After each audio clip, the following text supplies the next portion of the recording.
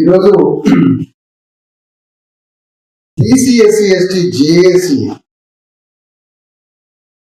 ఒక సంవత్సరం అయిన సందర్భంగా ఇక్కడ కలుసుకుంది.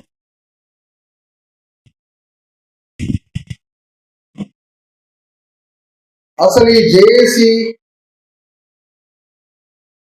ఈ రాష్ట్రంలో ఎందుకు జన్మించాల్సి వచ్చింది? చందా మల్లయ్య గారికి వారు ప్రొఫెసరే, మర్చిపోవడం జరిగింది. రాంబాబు, అమ్మ రాము యాదవ్, ఇంకా ఏకలవ్య గారికి, చాలా మంది రాష్ట్ర నాయకులు, ఏమనుకోవద్దు అందరి పేర్లు చదవలేకపోతుంది. ఒక సంవత్సర కాలం క్రితం, దాదాపు 15 నెలలు అవుతుంది, BC SC ST JAC Telangana గడ్డ మీద జన్మించి. ఇది 15 నెలల బిడ్డ మాత్రం. 15 నెలల బిడ్డ 150 సంవత్సరాల కాంగ్రెస్ పార్టీ మీద యుద్ధం చేస్తాం.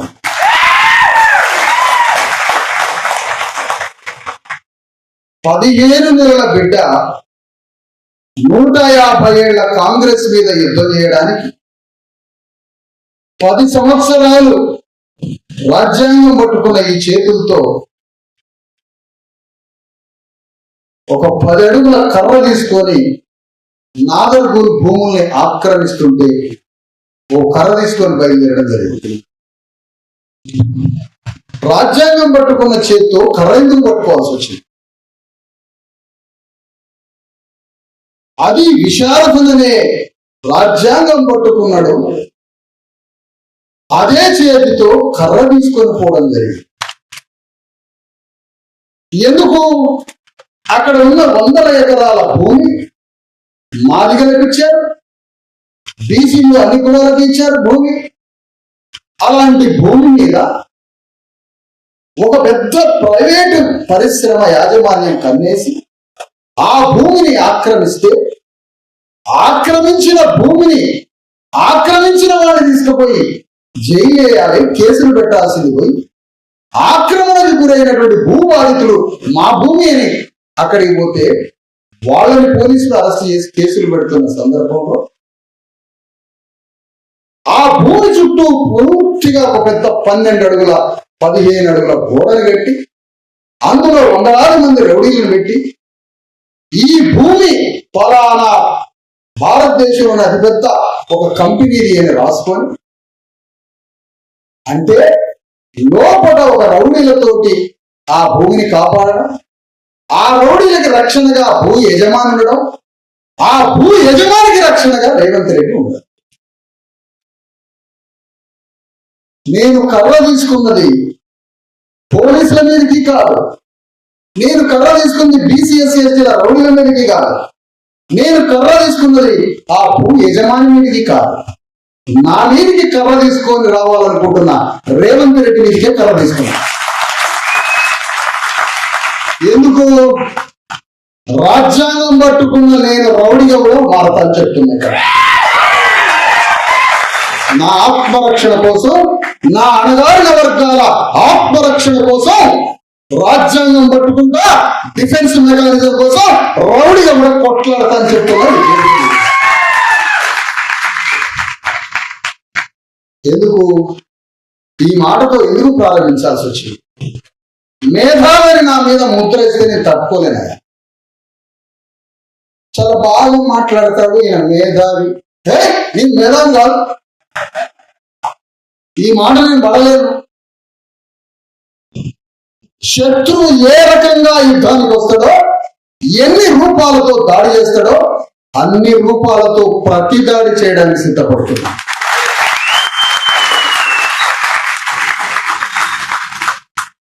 ఒకవేళ జేఏసీ పుట్టకపోతే, తెలంగాణ గడ్డ మీద 15 వేల పసిగుట్ట అయినటువంటి జేఏసీ పుట్టకపోతే ఖమ్మం వెలుగు మట్ల భూమిని రక్షించడానికి ఎవరొచ్చే ఉండేవారు?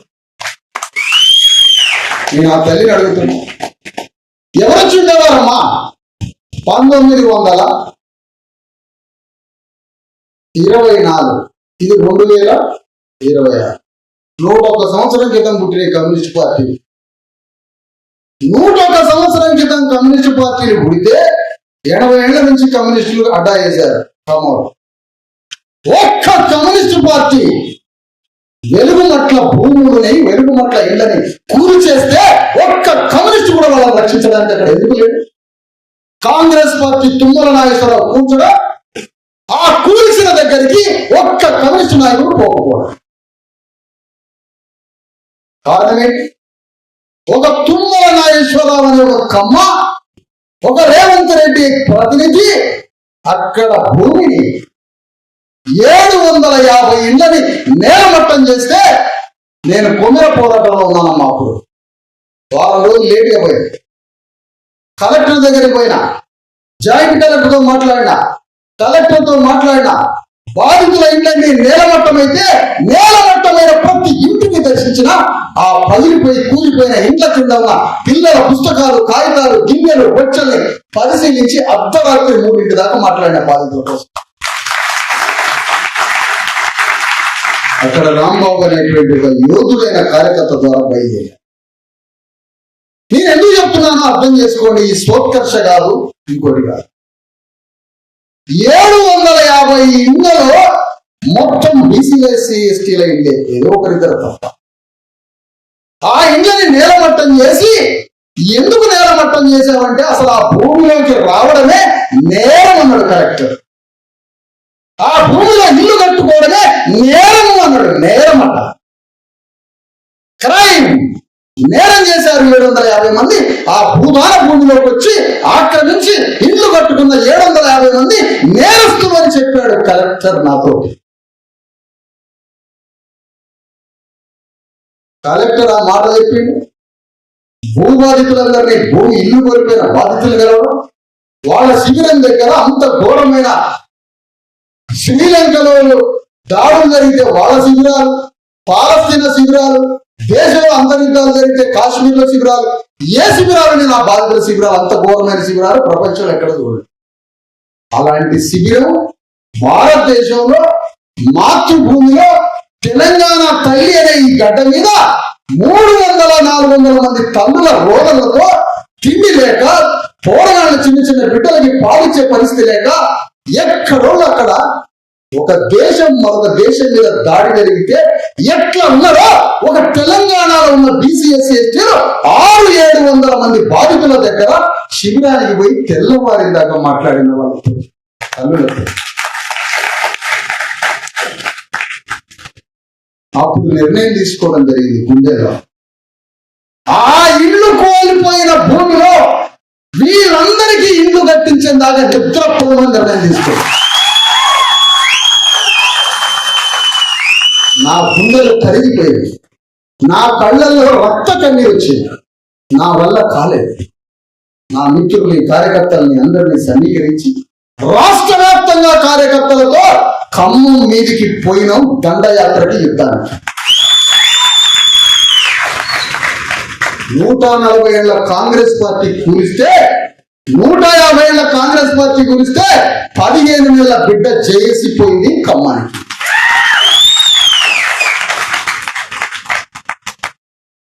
యుద్ధం మొదలు పెడితే నేరమన్న కలెక్టర్, నేరం చేశారు మీరు, ఆ భూమిలోకి వచ్చి ఇల్లు కట్టుకోవడమే నేరమన్న కలెక్టర్ 350 మందికి ఇండ్ల పట్టాలు ఇచ్చిండు కట్టుకోమని.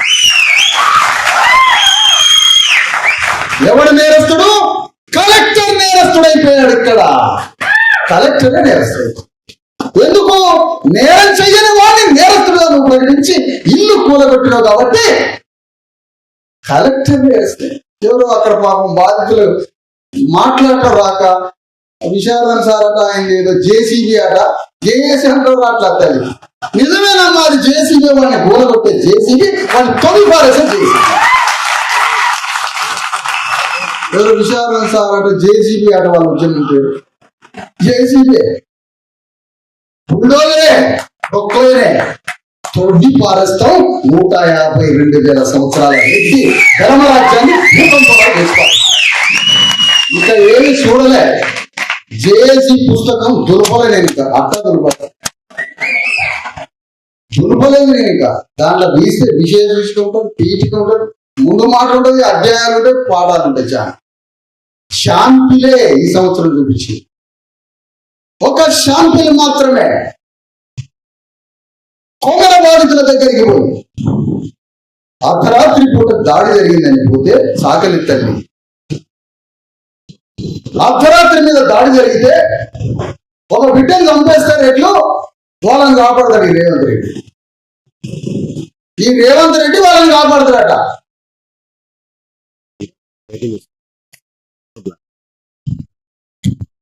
ఈ రేవంత్ రెడ్డి అట సాకల మీద దాడి జరిగితే బిడ్డను చంపితే వాళ్ళని కాపాడతాడట. నువ్వు కాపాడతావు వాళ్ళని, నువ్వు కాపాడుతావు కదా. కొంగర పోవడం జరిగింది. నాగర్ కర్నూలు పట్టణంలో 500 మందితో తెల్లవారుజామున 4 గంటల దాకా నడి బజార్లో కూర్చొని మొత్తం ట్రాఫిక్ ని దిగ్బంధించి పోలీసులు వచ్చి ఎవరైతే కొట్టి సరిపోతే వాళ్ళ మీద కేసు పెట్టించున్నారు. జేసీ పుట్టకపోతే ఎవరు రావాలి? నేను అడుగుతున్నా, ఒక్క పార్టీ రాలే. జేసీ పుట్టకపోతే అది ప్రశ్నించడానికి అడగడానికి ఎవరొచ్చిండేవారు అని. ఎందుకంటున్న ఈ మాట, నేను ప్రారంభించిన తర్వాత, మన జేసీ ప్రారంభించిన తర్వాత ఉద్యమం, అప్పుడు కేటీఆర్ వచ్చింది, అప్పుడు బీజేపీ రామచంద్ర వచ్చింది, అప్పుడు కమ్యూనిస్ట్ పార్టీలు వచ్చినాయి, అప్పుడు కాంగ్రెస్ లో ఒకరిద్దరు వచ్చింది. అయ్యో పాపం, ఎందుకు వచ్చారు? 15 ఏళ్ళ బిడ్డ, 15 ఏళ్ళ బిడ్డ ఏమో యుద్ధానికి పోయింది కోమరా. 150 పార్టీలు, 100 సంవత్సరాల పార్టీలేమో 4 రోజుల తర్వాత వచ్చి ఇది ప్రపంచానికి తెలియజెప్పిన జేఏసీకి అభినందనలను ఒక్కొక్క పార్టీ వచ్చి చెప్తే, ఎందుకు బీజేపీకి కళ్ళు లేవా, నెత్తి లేదా, తలకాయ లేదా, బీజేపీకి కార్యకర్తలు లేదా, బీజేపీకి కొందరిలో కార్యకర్త లేడా? ఉన్నాడు. కమ్యూనిస్ట్ పార్టీ కూడా కొందరిలో కార్యకర్త ఉన్నాడు, బీజేపీ కూడా కార్యకర్త ఉన్నాడు, కాంగ్రెస్ కూడా కార్యకర్త ఉన్నాడు, బీఆర్ఎస్ కూడా వాళ్ళ కార్యకర్త ఉన్నాడు. ఎవడంటే ఆ కార్యకర్త సాగరోళ్ళని చంపిన వాళ్ళ చుట్టాలే వాళ్ళ కార్యకర్త. ఇంకా వీడాడ కేసు పెడతాడు, ఎలా పెడతాడు కేసు? అక్కడికి జేఏసీ పోయి ఏంటి మార్పులు అంటారు? ఈ మాటలు రామోజీరావు రాస్తాడా? వేదిక మీద రాస్తాడా రామోజీరావు? ఈనాడు పేపర్లో రాయమని ఈ పోరాటాన్ని రాయలే. ఎందుకు రాయలే? ఒక కాట్ల సర్పంచ్ వచ్చింది, అగో ఆఫీసులో కొందర బాధితులు ఉన్నారు, చాతగా కూర్చున్నారు పొద్దు నుంచి. అగో అక్కడ వెలుగుమట్ల బాధితులు ఉన్నారు. కాటాపూర్ సర్పంచ్ 1400 ఎకరాల భూసేకరణ మొదలు పెట్టాడు రేవంత్ రెడ్డి. ఎవరి భూములు? సగం మాదిగల భూములు, సగం గోళ్ళ భూములు, పైన 10-20% ముదిరాజులు, ఎస్సీలు, బీసీల భూములు. మాదిగలకు ఏడ భూములు అంటే ఇనాం నుంచి వచ్చినటువంటి నిజాం టైం నుంచి ఇందిరాగాంధీ టైం వరకు ఇచ్చినటువంటి ఇనాం పట్ట, ఇనాం అసైన్ ల్యాండ్స్ ఉన్నాయి. ఆ ల్యాండ్స్ అంతా కావాలంట రేవంత్ రెడ్డి. ఎందుకు? ఆడ పరిశ్రమ పెట్టిస్తాడట ఆయన. ఇండస్ట్రియల్ పార్క్ కింద 1400 ఎకరాల భూమిని భూసేకరణ చేస్తారు. ఆడపోయి కొట్లాడితే ఒక్క పార్టీ కొట్లాడక రాలే. అక్కడికి ఏ పార్టీ ముందుగా రాలేదు. ఖమ్మం ఎట్లా పోయినా ముందుగా ఊరు పోయి అదంతా సర్వే చేసి ఆ 2 గ్రామాల్లో మన కార్యకర్తలే ఉన్నారు, ఆ చుట్టుపక్కల కార్యకర్తలే ఉన్నారు, పక్కన షాదినగర్, మహబూబ్నగర్, వికారాబాద్ మొత్తం కార్యకర్తలని తీసుకొని వికారాబాద్ జిల్లా కేంద్రంలో 10 గంటల సేపు యుద్ధం చేస్తే భూసేకరణ అయిపోయింది.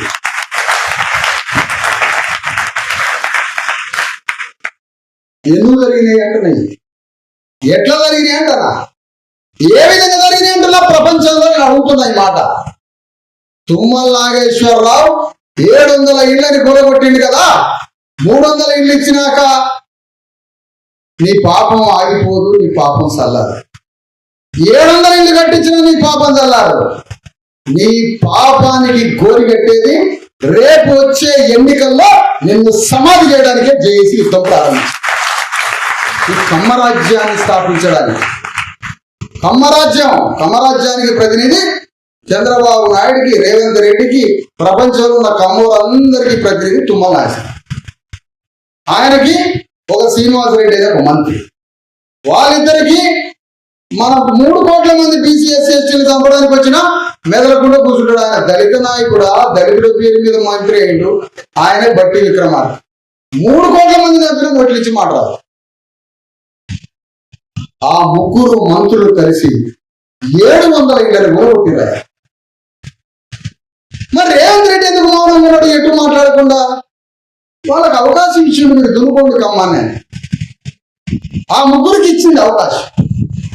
ఈ సమస్య వెలుగులోకి తీసుకురావడం, ఈ సమస్యని ప్రపంచానికి చెప్పడం, ఇందులో ఉన్న నేరాన్ని, ఘోరాన్ని, మోసాన్ని, దోపిడీని ఎవడు దోషవాన్ని ప్రపంచం ముందు కట్టేయడం, ఆ దోషి గురించి చెప్పడం, ఆ దోషి మీద పోరాటం చేయడం, వాడు డిమోరలైజ్ కావడం, వాడు నైతికంగా సమాధి కావడం, ఆ నైతికంగా సమాధి అయిన బయట నుంచి వచ్చి నేను మీ మీద దాడి చేయడాన్ని ఆపుతున్నా లేదా కొంత మీకు సహాయం చేయగలుగుతున్నా అనే దగ్గరికి 15 నెలల బిడ్డ చేసి సాధించిందని చెప్తున్నా.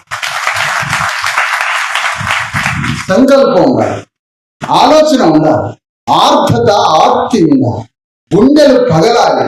పేదవాడి మీద కాలుబడ్డ ఏలుబడ్డ దాడి చేసిన వాడు ఎవడన్నా కానీ ఒక పేదవాడి మీద, ఒక మధ్యతరగతి పౌరుడి మీద ఒక దాడి జరిగితే మనకి నిద్ర పట్టొద్దయ్యా. నీ ఇంట్లో దాడి జరిగితే నీకు ఎట్లా నిద్ర పట్టదో, సమాజం మీద దాడి జరిగినా మనకి నిద్ర పట్టొద్దు. వాడే నాయకుడు. తెలంగాణ గడ్డ మీద జేఏసీ స్థాపించిన తర్వాత ఆ జేఏసీ కొన్ని పోరాటాలు మొదలుపెట్టి, అది ఎంత పెద్ద పోరాటాలు! స్వరాజ్య పాదయాత్ర అని 10,000 కిలోమీటర్ల పాదయాత్ర జరిగింది. 10,000 కిలోమీటర్ల పాదయాత్ర ప్రపంచ చరిత్రలో ఎక్కడా జరగని పాదయాత్ర. చైనాలో 9,000 కిలోమీటర్లే జరిగింది. కానీ తెలంగాణలో 10,000 కిలోమీటర్ల పాదయాత్ర ఎందుకు జరిగిందంటే, చైనాలో 1,00,000 ఎకరాల భూస్వాములే ఉంటే తెలంగాణలో మహబూబాబాద్లో బండి పుల్లయ్య గారి ఊళ్ళో 1,50,000 ఎకరాల భూస్వాములు. కాబట్టి మాలో 9,000 కిలోమీటర్లు నడిస్తే విశారదం 10,000 నడవాలని పోయింది. ఎందుకంటే మావతో పోల్చుకోవడం కాదు, అక్కడ భూస్వామి యొక్క శక్తి తక్కువ, మహబూబాబాద్ భూస్వామి శక్తి ఎక్కువ. అందుకనే ఇంతమంది ఎమ్మెల్యేలు తెలిసినా నేను పెద్దగా ఎవరిని పిలవకుండా బండి పుల్లయ్య గారిని ఎందుకు పిలిచినంటే, చైనా భూస్వాముల కన్నా పెద్ద భూస్వామి అయినటువంటి జన్నారెడ్డి ప్రతాప్ రెడ్డిని మట్టి కరిపించాడు ఈ బండి పుల్లయ్య.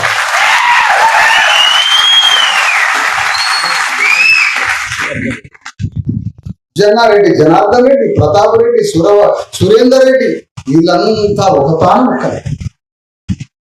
సురేందర్ రెడ్డి ఎవరు? నెహ్రూ క్యాబినెట్ లో వాళ్ళ బావ, వాళ్ళ అన్న అతిపెద్ద కీలకమైనటువంటి వ్యక్తి. స్వాతంత్రం వచ్చినాక మొదటి పార్లమెంట్ రామచంద్రారెడ్డి వీళ్ళ సొంత పక్కనిచ్చిన బావ. ఆ తర్వాత సురేందర్ రెడ్డి పార్లమెంట్ లో మెంబర్ అయ్యాడు వరంగల్ నుంచి. ఆ సురేందర్ రెడ్డి యొక్క కొడుకే రఘురామరెడ్డి ఖమ్మంలో పార్లమెంట్ సభ్యుడు.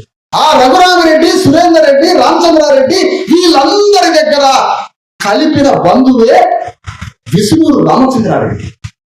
ఈ విసునూరు రామచంద్రారెడ్డి ఈ మొత్తం బంధువుల యొక్క కలయికే హైదరాబాద్ లో బేగంపేట 1,00,000 కోట్ల రూపాయల 1,000 ఎకరాల సామ్రాజ్యం. వీళ్ళకి దేశంలో ఎక్కడా లేని గుర్రపుల యొక్క హార్స్ రేసింగ్ కోర్టు. వీళ్ళ పైసలతోటే రేవంత్ రెడ్డి 1,500 కోట్ల రూపాయలు ఈ కుటుంబాలు ఇస్తే రేవంత్ రెడ్డి అధికారంలోకి వచ్చారు. ఇవి మూల సూత్రాలు. ఏంటి రాజ్యం అంటారు? ఈ 1,500 కోట్ల రూపాయలు ఎక్కడికి పోయినాయి? ఒంటి మీద చొక్కా లేని, కడుపుల పేగులు లేని, తిండి లేని, మట్ల పొరలాడే భావోద్వేగాలతో కూలి నాలి పని చేసుకునే వాళ్ళ నోట్ల మందు పోసి చికెన్ వేయడానికి 1,500 కోట్లు మన ప్రజలు ఖర్చు పెట్టారు.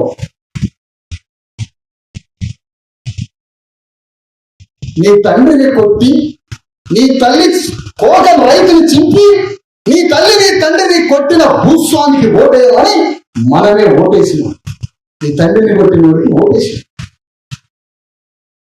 వాళ్ళ దగ్గర భూస్వామి దగ్గర ఆ సురేందర్ రెడ్డి, ఆ ప్రతాప్ రెడ్డి, జన్నారెడ్డి, జనార్దన్ రెడ్డి భూస్వాముల ఇళ్లలో ప్రతి ఇంటి నుంచి ఒకడు గడిలో కూలి పని చేసేది ఎట్టి చాకరీ. ప్రతి కులం ఎట్టి, ప్రతి ఇంటి నుంచి ఒక ఎట్టికి పోయాడు. వాడు ఎప్పుడో సంవత్సరానికి అన్నం పెడతాడు. ఎట్టి చాకరీ చేయడం. తెల్లవారుదాన 3 గంటలకు లేచి 3 గంటలకు లేచి గడిలోకి పోయి పని చేయడం మొదలు పెట్టేది. 3 గంటలు. వాళ్ళ బిడ్డలు తెలంగాణ 14 సంస్థానాలు తెలంగాణలో 12 సంస్థానాలు రెడ్లై, ఒకటి కర్ణాది, ఒకటి వెలమతులది. ఆ 12 సంస్థానాల రెడ్ల గురించి ఒక దగ్గర కూర్చోబెట్టి రేవంత్ రెడ్డి మనం రెడ్లని ఒకప్పుడు తెలంగాణని ఏలిన రెడ్లం, ఆఫ్టర్ ఒక వెలమూడు రాజ్యాన్ని వెళ్తాడు, మనం రెడ్లను తెలంగాణ వెళ్ళాలి కదని రెడ్లందరినీ కూర్చోబెట్టి ఆర్గనైజ్ చేసి ఆ సురేందర్ రెడ్డి దగ్గరికి, జన్నారెడ్డి వాళ్ళ కుటుంబం దగ్గర పోయి కోట్ల రూపాయలు తెచ్చుకొని ఇలా రాజ్యానికి వచ్చి ఎవరు ఆపాలి? ఎవరు మాట్లాడాలి? ఎవరు మాట్లాడాలంట? మొదటి దశలో విప్లవం స్వతంత్ర విప్లవం రాదు, విప్లవ ఆలోచనలు మొదలైనవి. విప్లవ ఆలోచనలు మొదలైనప్పుడు పాలక వర్గంలోనే ఘర్షణ మొదలైంది. పాలక వర్గమే విప్లవంగా అక్కడక్కడ రూపాంతరం చెందింది. తెలంగాణ గడ్డ మీద జేఏసీ స్థాపించిన తర్వాత అంతకుముందు స్వరాజ్య పాదయాత్ర చేసి తెలంగాణ గడ్డ మీద స్వరాజ్య పాదయాత్ర నేను మాదిల కోసం చేయలేదు. సమస్య లేదు, సగర్వంగా చెప్తున్నాం. తెలంగాణ గడ్డ మీద 12% ఉన్న నంబర్ 1 మా దగ్గర పుట్టినందుకు నేను గర్విస్తున్నా. అదో సమస్య లేదు. కానీ 12% మాదిగలుగా బతికితే మన జీవితం వృధా. మాదిగల కోసమో మాదిగలుగా బతికంటే 12% ఉన్నా, నువ్వు రాజ్యాంగ రిజర్వేషన్లు ఉన్నా, ఇంకేమున్నా కూడా నీ బ్రతుకు వృధా. ఎందుకు వృధా? నువ్వు 12% ఉన్నావు కదా, అంటే పెద్ద సంఖ్య అన్నావు కదా, రాజ్యాంగం రిజర్వేషన్ ఇచ్చింది కదా, చలో గ్రామంలో ఉన్న 90% మంది బీసీఎస్ ఆర్గనైజ్ అయ్యి తెలంగాణ గడ్డ మీద 3 కోట్ల మంది ఆర్గనైజ్ చేద్దామన్న ఆలోచనతో స్వరాజ్య పాదయాత్రతో బయలుదేరి తెలంగాణ గడ్డ మీద ముదిరాజుల వాటా ఎంత అని ప్రశ్నల ఫిరంగులో తెలంగాణ గడ్డ మీద ముదిరాజుల మీటింగ్ పిలిచారు. నేను మాదిగ కులస్తుడిని, నన్ను ముదిరాజులు పిలిచారు మీటింగ్కి, నన్ను పద్మశాలిని పిలిచారు, యాదవులు పిలిచారు, సమస్త బీసీ కులాలు ఒక మాదిగ కులస్తుడైన విశారదాన్ని పిలిచి చెప్పించుకుంటున్నారు ఎట్లా యుద్ధం చేయాలో, ఎట్లా పోరాటం చేయాలి. అరే ఎవడో అలాగడ మధ్యలో కొంతమంది హైదరాబాద్ లో దళారుల విశారద మాదిగ కులస్తుడైతే ఎట్లా బీసీలు? ఇది గ్రామంలో ఎవరికి లేదు, ప్రగతిశీల భావాలు ఉన్నోడికి ఎవరికి లేదు, దళారికి దొంగలకే ఉంది ఆలోచన, ఎవరికి లేదు. నాకు ఈశ్వరయ్య గారు లేదా తండ్రి లాంటి వ్యక్తి? బీసీ కాదా? నాతో యుద్ధం చేస్తున్నాడు, మా ఇద్దరితో కలిసి యుద్ధం చేస్తున్నాం. వారి స్ఫూర్తితో, వారి ఆలోచన. వీళ్ళంతా బీసీ కదా, బండి పుల్ల గారు బీసీ కదా, కూరపాటి నారాయణ రమేష్ గారు బీసీ కదా. ఎవరు బీసీ కాదు? వేదిక మీద సగానికి పైగా 30% బీసీలు ఉన్నారు. ఇందులో బీసీలు ఉన్నారు. బీసీల కోసం కాంశీరాం మండల కమిషన్ ఉద్యమం, అంబేద్కర్ కి యుద్ధం చేస్తుంటే అంబేద్కర్ యుద్ధంలో బీసీలు దొరకలే, స్వాతంత్రోద్యమంలో రండి అని గాంధీ ట్రాప్ చేసింది. వాళ్ళు ట్రాప్ చేసిండు, మానవ ఆక్రమణ చేసిండట. మానవ ఆక్రమణ, దాన్ని ఏమంటారు లీగల్ గా? Human traffic. ఎందుకు? బీహార్ లో గాంధీ మీటింగ్ కి లక్షల మంది వచ్చారు, గుజరాత్ లో గాంధీ మీటింగ్ కి లక్షల మంది వచ్చారు, ఆయన మీటింగ్ కి కోట్ల మంది హాజరయ్యారు. భారతదేశానికి స్వాతంత్రం వస్తే వైశ్యులకి వ్యాపారం వస్తుందని వైశ్యులకి చెప్పింది. వైశ్యులకి మొత్తం బ్రిటిష్ వాడిని ఎల్లగొడితే అంతకన్నా వ్యాపారస్తులుగా మీరు పెరిగిపోతారని గుజరాత్ ఉత్తర భారతదేశం మార్వాడీలకు చెప్పిండు. మొత్తం వ్యాపార సామ్రాజ్యాన్ని నిర్మిస్తామని వాళ్ళకి హామీ ఇచ్చి భారతదేశంలో బనియా క్యాపిటలిస్టులని పుట్టించిన వాడు గాంధీ. ఓకే, వాళ్ళకి చెప్పిండు. క్షత్రియులకు ఏం చెప్పిండు? ఈ భారతదేశాన్ని రాజకీయాన్ని మీరే పరిపాలించవచ్చు, బ్రిటిష్ వెళ్ళగొడతారు క్షత్రియులకు చెప్పిండు. బ్రాహ్మణులకు ఏం చెప్పిండు? క్షత్రియుని పీఠం మీద కూర్చోబెట్టి మీరే రాజకీయాన్ని నడపండి, అవసరమైన క్షత్రియుడు దొరకకపోతే నెవరునే కూర్చోబెడదామన్నాడు. బ్రాహ్మణులకి రాజ్యం చెప్పిండు, క్షత్రులకి రాజ్యం చెప్పిండు, వైశ్యులకి వ్యాపారం చెప్పిండు, శూద్రులకి ఏం చెప్పిండు? మీరు అంబేద్కర్ అయిపోతే మీరు నాశనం అయిపోతారు, మీరు నాతో రండి అని. భారత స్వాతంత్రం వచ్చాక బీసీల నోట్లో మన్ను పడింది. రిజర్వేషన్లు అంబేద్కర్ ఇచ్చేదాన్ని కోల్పోయారు. గాంధీ ట్రాప్ లో పడి రిజర్వేషన్లు లేకుండా చచ్చిపోయింది బీసీ జాతి. అంబేద్కర్ నమ్ముకున్న ఎస్సీ ఎస్టీలకి రిజర్వేషన్లు వచ్చింది.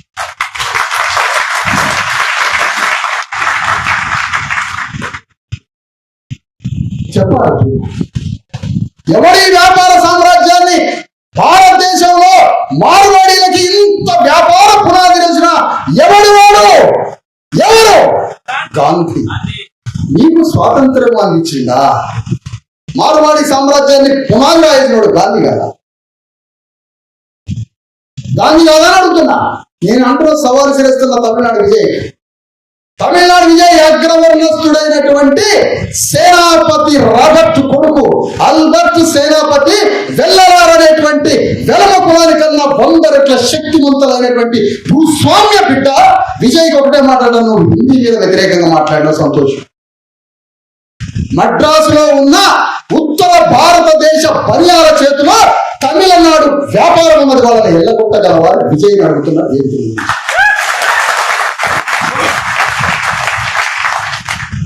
అంబానీ అదానీలు మద్రాసులో అడ్డ వేసి మొత్తం ప్రపంచ వ్యాపారాన్ని నీ తమిళనాడులో ఉండి నడుపుతున్నారు, వాళ్ళని ఎల్లగొట్టగలవా విజయ్ అడుగుతున్నాడు. 50 లక్షల ఎకరాల భూమి తమిళనాడులో ఉంది, 50 లక్షల ఎకరాల భూమి ప్రజలకు కావాలి, పంచుతామని అడుగుతున్నాడు. నేను నమ్ముతున్న పంచుతాడే. మీరు చెప్పాలి, విజయ్ ఫోటోలు ఇస్తున్నారు, మీరు చెప్పాలి మీరు. అందుకనే ఆశిద్దాం విజయ్, ఎందుకంటే చూడటానికి అమాయకంగా మంచివాళ్ళు ఆశిద్దాం. అందుకని నేనేమంటున్నానంటే స్వరాజ్య పాదయాత్ర ద్వారా, ఆ తర్వాత బీసీఎస్సీ చేసి యుద్ధం ద్వారా, అయ్యా బీసీల కోసం యుద్ధం చేయాలి. ఒక కాన్సీరామ్ చమార్ మాదిగా కులస్తుడై ఉండి పార్లమెంట్ ముందు 90 రోజులు గోధుమ పిండిని గుట్టలుగా పోసుకొని అక్కడే రొట్టెలు చేసుకొని అక్కడే పుల్లలేరుకొని పొయ్యి వెలిగించి రొట్టెలు చేసుకొని ఆ పిండి గుట్టలంతా పోసి రొట్టెలు చేసుకొని రొట్టెలు తిరుగుకుంటూ 50,000 మందితో పార్లమెంట్ ముందు ధర్నా చేస్తే మండల్ కేసుల కమిషన్ విశ్వనాథ్ ప్రసాద్ ని దిగొచ్చి మండల కమిషన్ అమలు. అప్పుడు నాకు ఎవడు ఆదర్శం? కాన్షీరామ్ అనే చమార్ మాదిగా ఆదర్శం. నేను తెలంగాణ గడ్డ మీద దరిద్రంతో పేదరికంతో రాజ్యం గురించి తెలవక, భూమి గురించి తెలవక, రిజర్వేషన్ తెలవక, రాజకీయ చైతన్యం లేని అమాయకంగా బతుకుతున్న 2 కోట్ల మంది బీసీల కోసం ఒక మాది కులస్తుడైన విశారదను యుద్ధం చేయాలనుకుంటారో చేస్తాను. ఎవరాప్తని చూస్తాను, ఎవరాప్తని రోజు ధరిస్తాను మాదిగా విశారదను మాదిగా బీసీల కోసం ఎట్లా చేస్తారు. అంబేద్కర్ అట్లా ఎలా కొట్టుకున్నారు?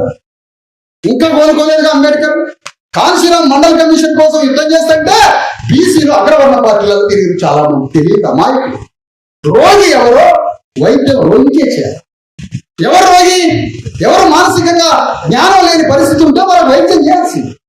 ఇంకోటి కూడా చెప్తున్నా, ఎవరైతే అమాయకంగా తమకు రావాల్సిన ప్రతిఫలం వాటా గురించి చైతన్యం లేకుండా బతుకుతున్న బీసీలు ఎవరైతే ఉన్నారో ఆ బీసీలు నన్ను ఎంత తిరిగి నేను వాళ్ళని అంత ప్రేమిస్తాను, డాక్టర్లు ఇస్తున్నా. ఎందుకంటే అమాయకం తెలియక, పోరాటం లేక. మీ బీసీ రిజర్వేషన్ల కోసం మేము పోరాటంలో రాలేదు, మన బీసీ రిజర్వేషన్ల కోసం మేము పోరాటానికి రావటంలే. తెలంగాణ రాజ్యాన్ని సాధించడానికి మాత్రం కేసీఆర్ అక్కడ పోయారు. అంబేద్కర్ పక్కన బీసీ రిజర్వేషన్ల కోసం రాలేదు, దేశ స్వాతంత్రం కోసం గాంధీ అక్కడ పోయారు. అటు గాంధీ ఉచ్చులో పడితే కేసీఆర్ ఉచ్చులో పడితే మీ ఉచ్చుల్ని ఇప్పి బయటికి తీయడానికి వచ్చాడు.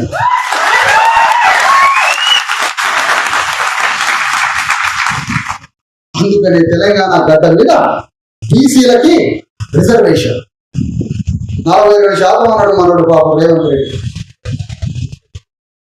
42% ఏం చేసినారో బాబు ఆ బిల్లులు? ఏడబెట్టినా బిల్లులు? ఆయన ఎందుకు నవ్వుతుందో తెలుసా? రోజు మాట్లాడి నవ్వుతాడు రేవంత్ రెడ్డి. ఎందుకు అనుకుంటారు? ఈ అమ్మ బీసీలు బలి మోసం చేసిన నీకు తెలవట్లేదా బాబు? నీ అమ్మ బీసీలు బలి. అరే ఢిల్లీ పోయి మెట్రో రైలు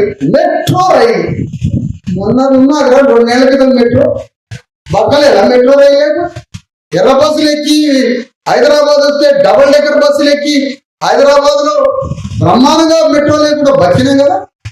ఈ మెట్రో ఒక రష్యా విప్లవం ఇరికి మెట్రో ఈయనకి విప్లవం అన్నమాట. భూమి మంచడం అంత విప్లవం మెట్రో. ఆయన మెట్రో ప్రాజెక్టు కోసం ఢిల్లీ పోయి ఆ ఢిల్లీలో కిషన్ రెడ్డి దగ్గర పోయి ఇదంతా దొంగల కొట్లాట వెళ్ళారు. పెద్ద 2 తోడు దొంగలు ఆడిపోయి 2 కేంద్ర మంత్రులు ఇద్దరు కలిసి ఆడ పంచాయతీ పెట్టి మెట్రో కోసం 10,000 కోట్ల ఎవరి దగ్గర నుంచి రుణం తీసుకొచ్చి ఆ మెట్రో దేనికా మెట్రో నువ్వు ఇంత యుద్ధ ప్రాతిపదికన ఢిల్లీ పోయినావు కదా, అదే ఢిల్లీలో మెట్రో సాధించని చెప్తున్నావు కదా. బీసీ బిల్లులు 42% రిజర్వేషన్ల బిల్లులు అదే ఢిల్లీలో నలిగిపోయి కాలిపోయి ఆగిపోయి, దానివల్ల బీసీలు బతకలేకపోతున్నారు. వాళ్ళకి స్థానిక సంస్థల రిజర్వేషన్ కావాలి, స్కూల్లో రిజర్వేషన్ కావాలి, ఉద్యోగాల రిజర్వేషన్ కావాలి. బీసీ వాడు కూడా గ్రామంలో రెడ్డి ముందు కాళ్ళ దగ్గర తీసుకొని బతికే బిల్లులు ఉన్నాయి కదా. మరి ఆ బిల్లుల గురించి నువ్వు ఢిల్లీ ఎందుకు పోతున్నా బచ్చా? రేవంత్ రెడ్డిని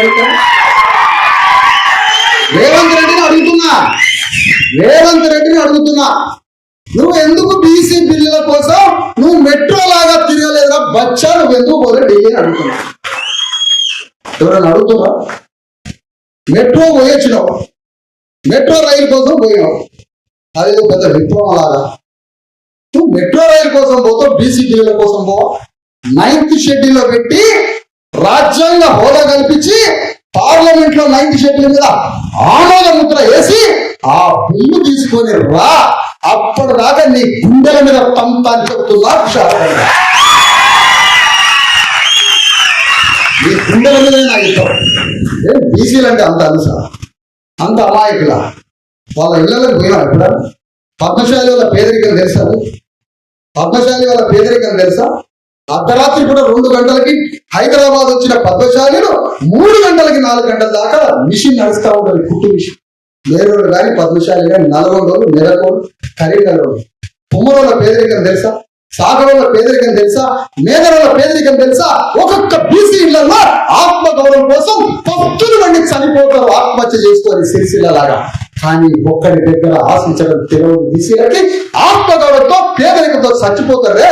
వాళ్ళకంత చదువుల రిజర్వేషన్, వాళ్ళకంత రాజకీయాల రిజర్వేషన్, వాళ్ళకన్ని ఉద్యోగాల రిజర్వేషన్ ఇస్తే మెట్రో లేకుండా బతుకుతారా బచ్చా? బీసీ రిజర్వేషన్ లేకుండా మాత్రం బతకలేము. అది సాధించిపెట్టి ఈనాట 2034 దాకా సీఎం మాట. అంటే గౌన్లాయన్ని కానీ అని సీఎం, గౌన్లాయన్ని కానీ. మరి ఇప్పుడు గౌన్లో ఆలోచించాను, నేను యాదవ్ని కానీ అని సీఎం రెడ్డినే అవుతాను, ముద్రాజుని అసలే కానీ. మరి ఏం చేస్తావు? వీళ్ళందరికీ గోరిగట్టి రెడ్ల సామ్రాజ్యం నిర్మించి, రెడ్డి క్యాపిటలిస్టులను తయారు చేసి, రెడ్డి భూస్వాములను తయారు చేసి, రెడ్ల వ్యాపార సామ్రాజ్యాన్ని ఒకవైపు భూస్వామ్య వ్యవస్థని రెడ్డి తయారు చేస్తాను. క్యాపిటలిస్ట్ ఇండియాలో అతిపెద్ద క్యాపిటలిస్ట్ల బుద్ధి పెట్టేయాలి రేవంత్ రెడ్డి. తెలుసా? పోర్ట్ సిటీ అందుకే కడతారు. ఎవడలా పారిశ్రామిక ప్రపంచం రాక పోర్ట్ సిటీలు వేసుకో, ఒక 5 ఎకరాలు నీకు లోన్ ఇస్తా, కరెంటు ఫ్రీగా ఇస్తా, నీళ్ళు ఇస్తా, ఇండస్ట్రియల్ లోన్ ఇస్తా, కరెంటు ఫ్రీగా ఇస్తా, అక్కడ ల్యాండ్ ఇస్తా, అక్కడ నీకు కావాల్సిన పర్మిషన్లు ఇస్తావా అని వరల్డ్ క్లాస్ ఇండియాలో ప్రపంచంలో ఉన్న ప్రతి పెట్టుబడిదారుని ఆ పోర్ట్ దగ్గర తీసుకొస్తాం. ఎందుకు? మనల్ని ఏమీ లేని, తిండి లేని, బట్ట లేని, చదువు లేని, ఏమీ లేని వ్యక్తులుగా మార్చి, మన ఓట్లకి అమ్ముడు పోయే ఒక మర వ్యక్తులుగా మార్చి, అతను పోర్ట్ సిటీ లాంటి ఒక ఊహా ప్రపంచాన్ని, ఒక మాయా ప్రపంచాన్ని సృష్టించి మీ అందరికి ఉద్యోగాలు వస్తాయని 6 స్కూల్ అనే వరపెట్టాడు తెలంగాణ. 6 స్కూల్ వాడు. మరి రేవంత్ రెడ్డి కొడుకుని చేరిపా, నీ మనవని చేరిపి ఆ స్కూల్లో చేరిపి ఏమన్నా? ఈయనకి పోర్ట్ సిటీలో ప్రపంచానికి స్వర్గధామం అంటాడు. మరి పోయి పోర్ట్ సిటీలో ఉండవు. వాడు అమరావతి అంటాడు, ఆడవాడు హైదరాబాద్ అంటాడు. ప్రపంచంలో అమరావతి నంబర్ 1 అంటాడు, ఆడవాడు హైదరాబాద్. వచ్చింది ఎవరో చంద్రబాబు, పోయింది ఎవరు? ఈయన పోర్ట్ సిటీకి 6 గంటలే ఆడవించి చదివి తెలంగాణ విద్యా వ్యవస్థని పూర్తి చేయబోతున్నాడు రేవంత్ రెడ్డి. తెలంగాణ వైద్య రంగాన్ని కాల్చి బుడి చేయబోతున్నాడు రేవంత్ రెడ్డి. తెలంగాణ భూముల మొత్తాన్ని కొల్లగొట్టి పారిశ్రామికవేత్తలకు ఇవ్వబోతున్నాడు రేవంత్ రెడ్డి. అలాంటి రేవంత్ రెడ్డి మీద పోరాటం చెయ్యాలనుకుంటున్నాం. రేవంత్ రెడ్డి మీద యుద్ధం చేయాలనుకుంటున్నాం. ఎందుకు? ప్రతి గ్రామంలో ఎస్సీ ఎస్టీ బీసీల రక్తం దాగింది నీ రెడ్డి వర్గం కదా. నా తల్లిదండ్రులు పూర్వీకుల్ని దోపిడీ చేసింది మీరే కదా. పగ తీర్చుకోవాలి, ప్రతీకారం తీర్చుకోవడానికి ప్రతి భూస్వామిని, ప్రతి రైతుని, ప్రతి యజమాని ఎవరైతే ఉన్నాడో ప్రతి యజమాని మీద యుద్ధం చేయడానికి ఆ గడిలో పనిచేసిన ప్రతి బీసీఎస్సీ ఎస్టీలకి ఓటనే గడ్డపార అంబేద్కర్ ఇచ్చిండు. యజమాని భూస్వామి రమ్మంట యుద్ధానికి, రమ్మంటారు యుద్ధాన్ని. నీకు ఇచ్చిండు ఆయన ఎవరికి ఇచ్చిండు? ఏ గడిలో అయితే మీ అయ్య పని చేసిండో ఆ గడి దొరికి రాజకీయ సమాజం నీ చేతికి ఓటనే గడ్డపార ఇచ్చింది. చలో వాడిని యుద్ధాన్ని. ఆ ఓటనే గడ్డపార అదే రైతుకి ఇచ్చి కోట చేసి ఆడుతున్నారు. మనం ఎవరిని కొట్టాలి? రెడ్డిని కొట్టాలా, నావాడిని కొట్టాలి? ఎవరిని కొట్టాలి? బండి పుల్ల చెప్పాలి. నావాడిని కొట్టాలా, నేను రెడ్డిని కొట్టాలి? రెడ్డినే కొట్టాలి. ఎందుకు? నా వాడు అమాయకుడు కాబట్టి, నా వాడు అమాయకుడు కాబట్టి, నా వాడిని అమాయకుడు చేసినావు కాబట్టి, తుచ్చోడు చేసినావు కాబట్టి, మానసిక వికలాంగుడు చేసినావు కాబట్టి నీ మీద యుద్ధం తెలంగాణ గడ్డ. ఇప్పుడు సామాజిక న్యాయం జరుగుతున్నది, ఇంత పెద్ద పోరాటం. సామాజిక న్యాయం, సోషల్ జస్టిస్, పూలే అంబేద్కర్ కాంక్షరాన్ని పునర్జీవింపజేస్తుంది తెలంగాణ గడ్డ మీద. మళ్ళా పుట్టిస్తాం ఆ ముగ్గురిని, రివైవ్ అయిన సర్వైవ్ చేస్తాం తెలంగాణ గడ్డ. భారతదేశంలో నడిచిన ఒక అతిపెద్ద చాతుర్వర్ణ బ్రాహ్మణీయ వ్యవస్థ మీద జరిగిన ఒక ఉద్యమాన్ని తెలంగాణ గడ్డ మీద పునర్జీవింపజేస్తాం మనం. ఆ పునర్జీవింపజేయడానికి తెలంగాణ రాష్ట్రంలో జరిగిన స్వరాజ్య పదయాత్ర, బీసీఎస్సీ ఎస్టీ జేఏసీ యొక్క చైతన్యంతో స్థానిక సంస్థల ఎన్నికలు వచ్చాయి. స్థానిక సంస్థల ఎన్నికలు వచ్చేసరికి బీసీల వాటా ఎంత, నువ్వు ఇచ్చే సర్పంచ్ ఎన్నికలలో టిక్కెట్లలో బీసీల వాటా ఎంత అని చుట్టూ నీళ్లు చేరిన రేవంత్ రెడ్డి కాంగ్రెస్ పార్టీ చుట్టూ ఒక బీసీఎస్సీ ఎస్టీ జేఏసీ, ఇగో ఈశ్వరయ్య గారు, చిరంజీవి గారు, తెలంగాణ గడ్డ మీద ఉన్న బీసీ నాయకులు అందరం కలిసి అడుగుల పోరాటం. నాగర్ కర్నూలు అర్ధరాత్రి 2 గారు పెద్ద ఆయన జస్టిస్ ఈశ్వరయ్య గారు మీటింగ్ లో కూర్చున్న 2 గారు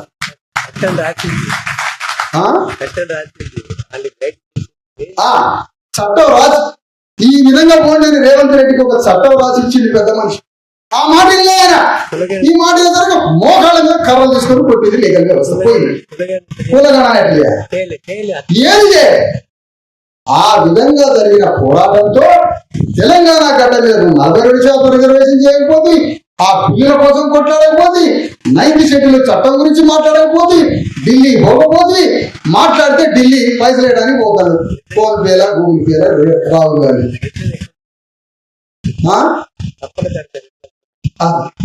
అన్ని తప్పులు. 12% మాదిగల్ని 10.5% ఇచ్చింది. 10.5% అనే మాదిగల్ని లెక్క పెట్టేదాకా పోయినామంటే మాదిగోళ్ళు ఎంతమంది తింటే నువ్వు 10.5 దాకా వచ్చినావు? 12%. రెట్లను ఏం చేసినావు? 2.5% 4% తీసుకొచ్చాడు, 5% దాకా తీసుకొచ్చాడు. ఆ Revanth Reddy Congress party BC SC ST JAC తీసుకొచ్చిన చైతన్యం ఏదైతే ఉందో ఆ చైతన్య ప్రయాణంలో ఒక పక్కన professor, Osmania university professor Kumaraswamy, Ramaiah, ఇంకా అనేక మంది ప్రొఫెసర్లు, డాక్టర్లు, ఇంజనీర్లు, మొత్తం విద్యావంతులు జిల్లాల మీద పడి జేఏసీ మీటింగ్లు పెట్టుకోవడం పోయింది. ఏం చేయాలో తెలవలే కాంగ్రెస్ పార్టీ, బీఆర్ఎస్ పార్టీ.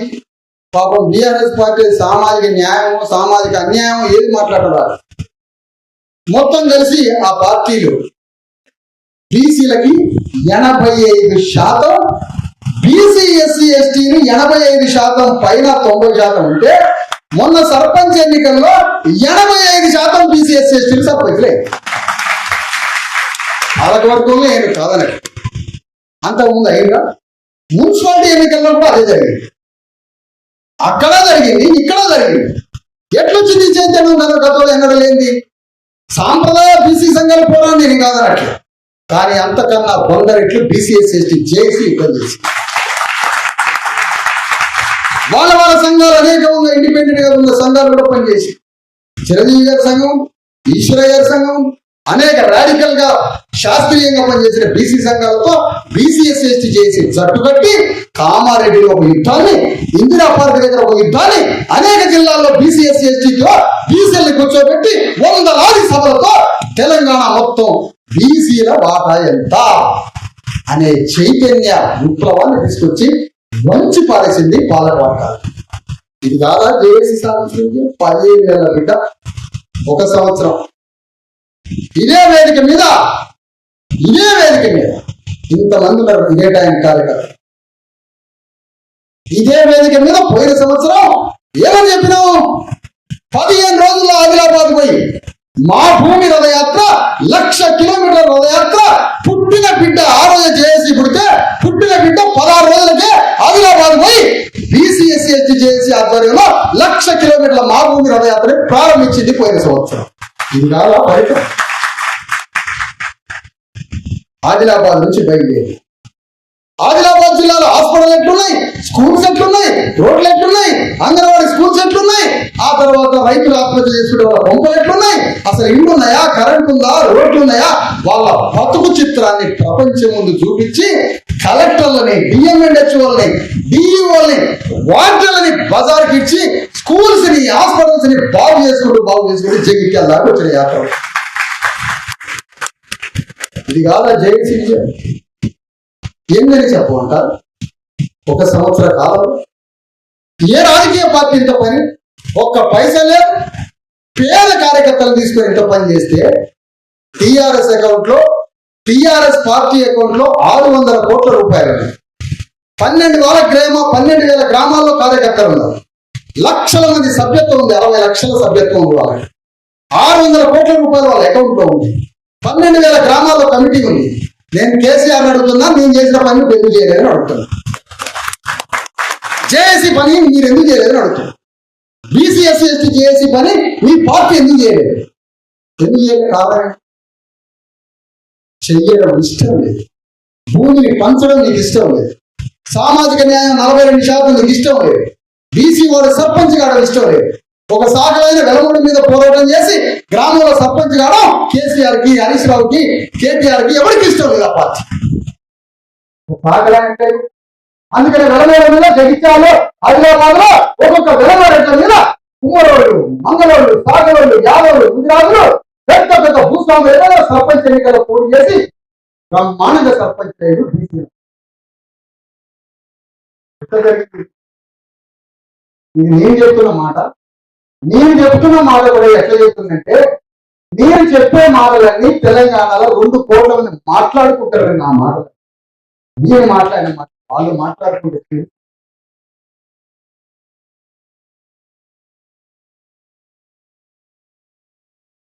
ఆ విధంగా తెలంగాణ గడ్డ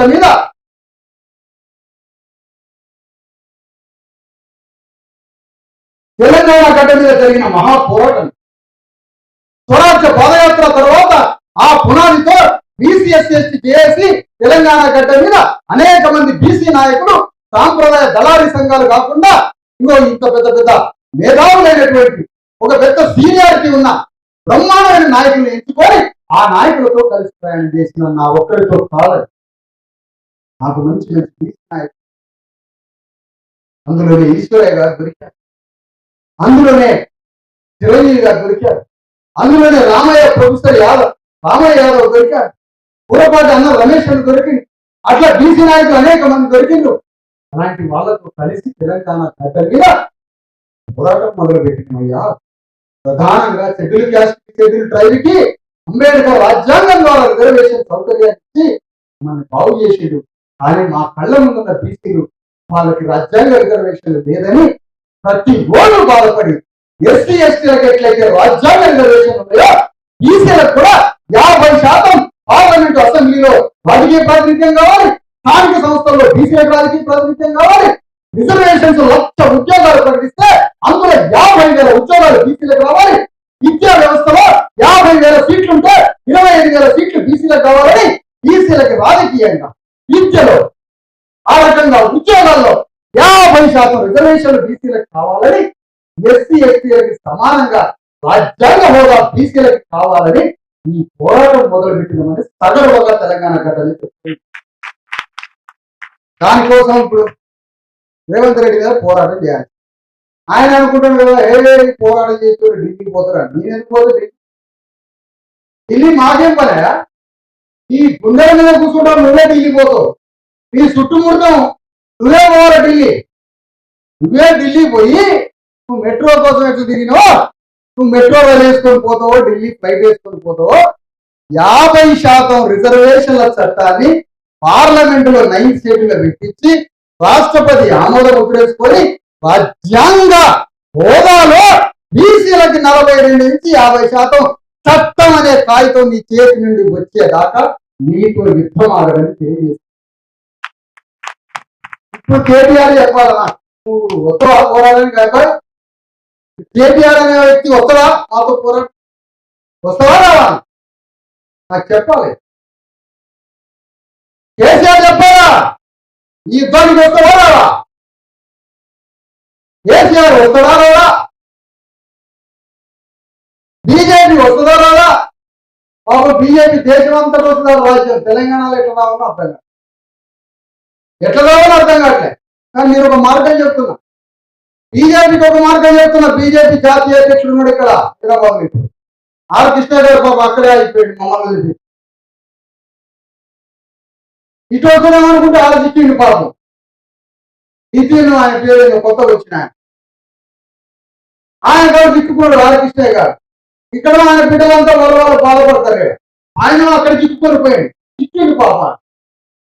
కానీ ఇప్పుడు మేము ఏమంటున్నాం అంటే 9th షెడ్యూల్లో 42% రిజర్వేషన్ల బిల్లు చట్టాన్ని 9th షెడ్యూల్లో పెట్టి బీసీలకు 42% రిజర్వేషన్ల చట్టాన్ని రాజ్యాంగ హోదాతో రాష్ట్రపతి స్టాంప్ వేయించుకొని నువ్వు చట్టం తీసుకోవా, నీ బీజేపీకి ప్రాణం పోతుంది సమాజం. నీకు బీజేపీకి ఏమన్నా తెలంగాణ గడ్డ మీద నీకు ఉనికి ఉంటుంది, నీకు 4 ఓట్లు పడతాయి. నువ్వు ఈ పని చేయకుండా నువ్వు ఓట్లు అంటే ఎట్లు వస్తాయి? ఈ పని చేయకుండా కేసీఆర్కి ఓట్లు నుంచి వస్తాయి. ఈ పని చేయకుండా రేవంత్ రెడ్డికి యాంటీ వస్తాయి. వాళ్ళు 3 పార్టీలు కొనుక్కోవాలనుకుంటారు మనల్ని. ఎందుకు? ఈ రెడ్లు ఇచ్చిన పైసలు ఉన్నాయి కదా, దేశవ్యాప్తంగా పోర్టు సిటీలో పెట్టే ఆ ఇండస్ట్రీలో వాళ్ళు ఇచ్చే పైసలు ఉన్నాయి కదా, ఆ పైసల్ని 12,000 గ్రామాల మీద కుక్కలకి నక్కలు చేయగలిగినట్టుగా మన కోర్టు తల్లి ఒక్కొక్క మనిషికి 3,000 4,000 జేబులో పెడితే మన రాజ్యం రెడ్లకి వెళ్ళకపోతుంది. వాళ్ళు మనకి భూమి లేకుండా, మన బిడ్డలకి చదువు లేకుండా, మనకి ఉద్యోగం లేకుండా, మనకి ఉనికే లేకుండా, మనకి ఓటర్కు కూడా లేకుండా, మనకి పౌరసత్వం లేకుండా మానవ హననం చేస్తుంది BJP party, Congress party, TRS party. ఇగో ఇలాంటి పార్టీల మీద అంతిమ యుద్ధం చేయడం, తెలంగాణ గడ్డ మీద ఒక మహాపోరాటాన్ని బయలుదేరడానికి రేవంత్ రెడ్డి 42% రిజర్వేషన్లని సాధించి పెట్టి ఆ చట్టం అనే కాగితం వచ్చిన దాకా రేవంత్ రెడ్డితో యుద్ధం చేస్తాం.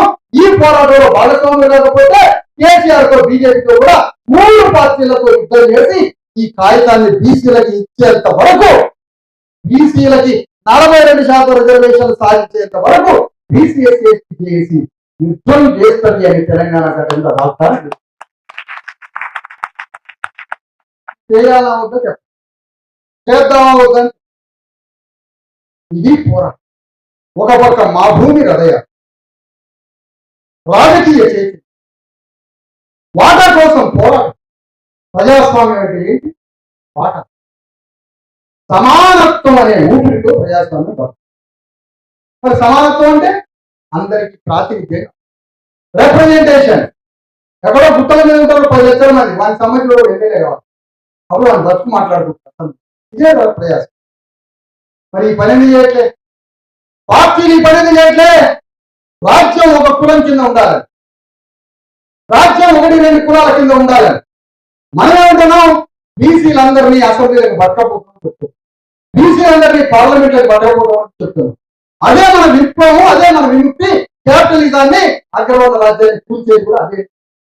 అందుకని ఒకవైపున మా భూమి రథయాత్రతో రాజకీయ చైతన్యం, ప్రభుత్వ వ్యవస్థలు ఎంత కుళ్ళిపోయి ప్రజలకు సేవ చేయకుండా ప్రభుత్వ వ్యవస్థలంతా నిర్వీర్యం అయిపోయి ఎంత దుర్భరంగా బతుకుతున్నాయో, ప్రభుత్వ వ్యవస్థల్ని, ప్రభుత్వ అధికారులని, కలెక్టర్ని గ్రామానికి ఇచ్చి ప్రజలకి కాళ్ళ మీద కలెక్టర్ని పడేసి సేవ చేయించడానికి దేశం మీద గ్రామాల మీద పడి పదయాత్ర జరుగుతుంది. అమ్మోల కలెక్టర్ కూడా కాళ్ళ మీద పడ్డతో సమానం 300 పట్టాలు అలాగే పడ్డాయి.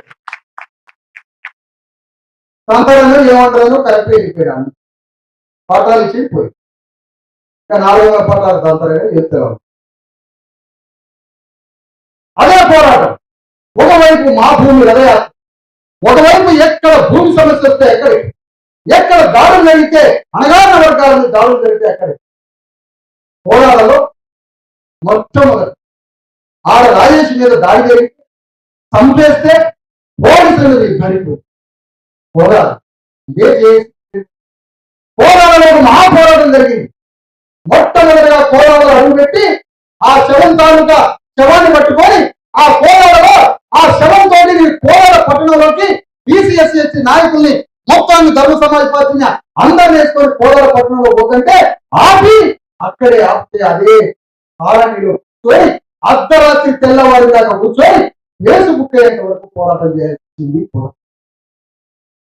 పోరాటంలో దాడి జరిగిన, సూర్యాపేట జిల్లాలో దాడులు జరిగిన, ఖమ్మంలో ఇళ్లను కూర్చిన, వికారాబాద్లో 1400 ఎకరాల భూస్వాధీనం చేసిన, ఇంకొక పోరాటాలు జరిగిన, లేదంటే కొడలలో సాగరి వారి మీద బీసీల మీద దాడులు జరిగిన ప్రతి దాడి మీద స్పందిస్తూ స్వరాజ్య పాదయాత్ర తర్వాత మా భూమి రథయాత్రతో మొత్తం ప్రజానికాన్ని చైతన్యవంతం చేస్తూ ఎక్కడ శాంతి లేకుండా కార్యకర్తలు తెలంగాణ ఇలా మొత్తం రాష్ట్ర వ్యాప్తంగా బీసీఎస్సీ కార్యకర్తలు దాని భావజాలంతో దగ్గరగా ఉన్న ధర్మ సమాజ్ పార్టీ కలిసి వచ్చే కొన్ని సంస్థలు, కలిసి వచ్చే వేదికలు, కలిసి వచ్చే పార్టీలు అందరినీ జేఏసీ ద్వారా కలుపుకోపోతూ ధర్మ సమాజ్ పార్టీని కూడా కలుపుకుంటూ అందరం కలిసి చేస్తున్నటువంటి పోరాటంలో ఇన్ని వందల మంది కార్యకర్తల యొక్క పోరాట ఫలితమే తెలంగాణ గడ్డ మీద జరుగుతున్న ఉద్యమం పెరిగింది.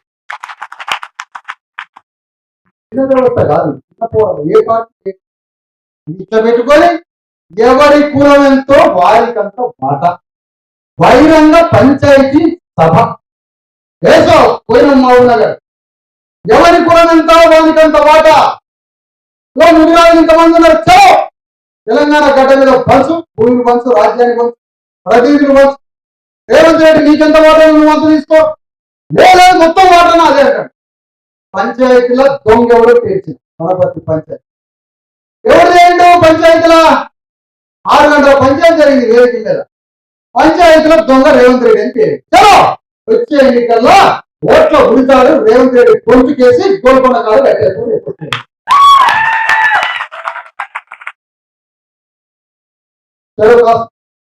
పంచాయతీ చేయండి. ఎట్లనా 4% లేని రెట్లు 50 మంది ఎమ్మెల్యేలు ఎట్లా కూలదా అంటారు, జగమున్నదా అంటారు. 4% లేని రెట్లు అసెంబ్లీలో విధానసభలో 52 మంది ఎమ్మెల్యేలు ఎమ్మెల్సీలు ఎట్లుంటారు. 3 లక్షల మంది ఉంటే ఒక్కడు ఎమ్మెల్యే కావడానికి చచ్చిపోయాడు. ఎందుకు ఒక్కడు అడుగు పెట్టలే పోయిస్తారు. ఈసారి ఒక్కడు ఎందుకు ముదిరాజులు అంటామని? అంత జనాభా ఉన్న ముదిరాజులు బీసీలలో నంబర్ 1 జనాభా ఉన్న ముదిరాజులకి ఎందుకు రాజకీయ ప్రాతినిధ్యం లేకుండా ముదిరాజుల్ని బొందబెట్టడానికి కారణం ఏంటో రాజ్యం రేవంత్ రెడ్డి కేసీఆర్ చెప్పాలి, సమాధానం చెప్పాలి, సమాధానం చెప్పి తీరాలి. ముదిరాజులు రాజులైనా వాళ్ళు ట్రైబల్స్ లాగా ఒక ఎమోషన్స్ తో ఉంటారు, అమాయకత్వంతో ఉంటారు, వాళ్ళు పోరాడే గుణం ఎక్కువ, వాళ్ళకి ఆత్మగౌరవం ఎక్కువ, వాళ్ళకి కొద్దిగా ఛాన్స్ ఇస్తే రాజ్యాన్ని కొట్టుకుంటారు భయం. ఎందుకు ముదిరాజులు అట్లా చేసి ముదిరాజులు అట్లా చేశారు? కానీ బీసీఎస్సీకి రాష్ట్ర అధ్యక్షుడిగా నాయకుడిగా ముదిరాజులు పెట్టిన రాఘవేంద్ర ముదిరాజు ఎంత అవకాశం ఉంటే అంత ముదిరాజులకు ఎక్కువ ప్రాతినిధ్యం ఇవ్వాలని జిల్లాలలో, మండలాలలో అనేక చోట్ల ముదిరాజుల ప్రాతినిధ్యానికి రాజ్యంలో వాటా నిర్లక్ష్యానికి గురి కాబట్టి కులం ఇంత జనాభా అట్లా ఎన్ని కులాలు వస్తే అన్ని కులాలని ప్రాతినిధ్యం అంటారు. ఒకవైపున తెలంగాణ గడ్డ మీద ఎవరి కులం ఎంతో వారికి అంటారు. ఇప్పటికీ 10 జిల్లాలలో ఈ సభలు, ఇంకా 13 జిల్లాలు, 23 జిల్లాలు. తెలంగాణ గడ్డ మీద ప్రతి జిల్లాలో ఎవరి కులం ఎంతో వారికంత వాటా అని బహిరంగ పంచాయతీ సభలు చేసి ఆ సభలలో దోషెవరు కేసీఆర్ గుర్తిసిపోయాడు. బీజేపీ కాంగ్రెస్ ఓట్ల ఉడతారు రోజుకంతా తాడు పేరి ఓడికొండ కోట కాడ ఓట్ల ఉడికారుతో భూమికి సంపేతం వచ్చింది. ఇప్పుడు చెప్తున్నాం మొత్తం జిల్లాల సభలు నిర్వహించి వచ్చే అక్టోబర్ దసరా తర్వాత ఎవరి కులం ఎంతో వారికంత మాట అతి పెద్ద బహిరంగ పంచాయతీ హైదరాబాద్ లో పెట్టబోతున్నాం. అతి పెద్ద బహిరంగ చూడండి ఎంతమంది జనం అవుతారు. నేను ఎంత అనుకుంటే అంత జనం దిగాలి. నేను అనుకోవాలి, నేను గట్టి నిర్ణయం తీసుకోవాలి. నేను నాకు వద్దని చెప్తాను, అంతమంది రావచ్చు. రాంబాబు 200 మంది వస్తాడు సార్, పొద్దున ఆయన 220 మంది తాగాలి. ఏంటి రాంబాబు పొద్దున ఆయన 200 మంది, కొద్దిగా విద్యావంతులు చదువుకున్న 20 మంది రా, దయచేసి 200 మంది బహిరంగ సభ పెట్టబోతుంది. హైదరాబాద్ లో బహిరంగ సభ పెడతాం. ఎవరి కథ ఏంటో అక్కడ తెలుస్తాం. రాబోయే హైదరాబాద్ లో బహిరంగ సభ కాదు, ఆ రోజు ప్రతి పార్టీ దగ్గరికి పోయి ఆ పార్టీ దగ్గర టీఆర్ఎస్ ఏమని చెప్పింది, నువ్వు ఆ ఓటునా ఈ ఓటు, నువ్వు జై తెలంగాణ నై తెలంగాణ ఇటువైపు అని ప్రతి పార్టీ దగ్గరికి పోయి బిచ్చపోలాగా ప్రతి పార్టీ దగ్గరికి పోయి నువ్వు తెలంగాణ వైపా నువ్వు ఆంధ్ర వైపు, నువ్వు ఎటువైపు అదే పోరాటం చేసి నువ్వు ఎటువైపు. పాపం యేసుక్రీస్తు 2వ నగరం రావాలనుకున్నాడు, మధ్యలో అయ్యాడు. ఏడు చెప్పాలి తెలవు, ఏడు చెప్పాలి, రెండింటి ఏడు చెప్పాలి. ఆయన ఆగిపోయాడు, అక్కడ మధ్యలో ఆగి రావాల్సిందే. ఇప్పుడు మేమంటున్నాం అదే ప్రశ్న కేసీఆర్ దగ్గరికి పోయి 90% ఉన్న బీసీ ఎస్సీ ఎస్టీల రాజ్యం వైపా 10% అగ్రవర్ణాల వైపా కేసీఆర్ పట్టడానికి పెట్టినా అడగడానికి పెట్టినా కేసీఆర్ ని 90% అణగారిన వర్గాల వైపా 10% అగ్రవర్ణాల వైపా ఎటు వైపు కేసీఆర్ తెచ్చుకోవాలని దానికి బయలుదేరుతున్నా అందరి మధ్యలో రేవంత్ రెడ్డి దగ్గర పోయి 90% బీసీ ఎస్సీ ఎస్టీల రాజ్యం వైపా 4% ఉన్న ఎట్ల వైపా రేవంత్ రెడ్డి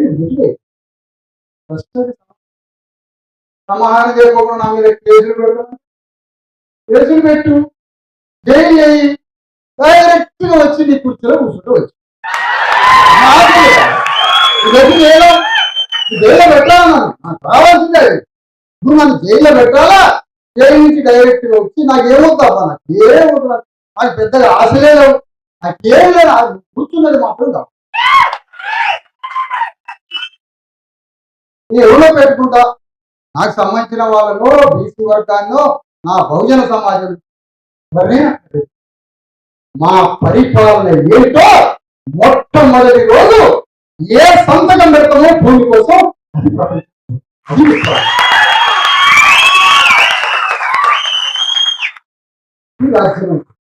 ఇది ప్రభుత్వం. 4,21,000 స్కూల్స్ ని కూల్చిపారేస్తాడు రేవంత్ రెడ్డి. 4,000 స్కూల్సే ఉంచుతున్నాడు. కొత్త రిక్రూట్మెంట్ ఉండదు. 6 స్కూల్ ఓపెన్ చేయాలన్నా 40,000 స్కూల్స్ ని పొందబెట్టాలి. చేసే పని ఇదే అధికార వ్యవస్థ పని. ప్రైవేట్ స్కూల్స్ ని, ప్రైవేట్ విద్యా వ్యవస్థని దాన్ని గురించి పరాయి అనగారిన వర్గాలు చదువుకుంటున్న విద్యా వ్యవస్థని ఇది చేసే పని. అందుకోసమే రేపు మా భూమి రథయాత్ర జగిత్యాల జిల్లాలో ఉన్న చిట్ట చివరి 5 రోజుల కార్యక్రమం ప్రారంభమవుతుంది. జగిత్యాల జిల్లా నుంచి 10 రోజుల్లో కరీంనగర్ లోకి ఎంటర్ కాబోతున్నాం.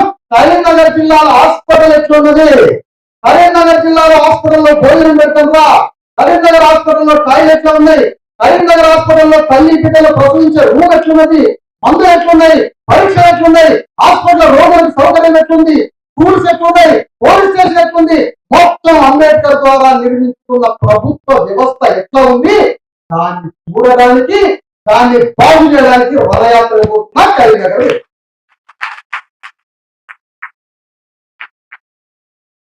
రావాలి. ఇప్పుడు రాసుకోవాలి ఎవరెవరు ఎట్లా పరిపాలించి వ్యవస్థను నాశనం, ఎవరెవరు నాశనం చేశారు వ్యవస్థ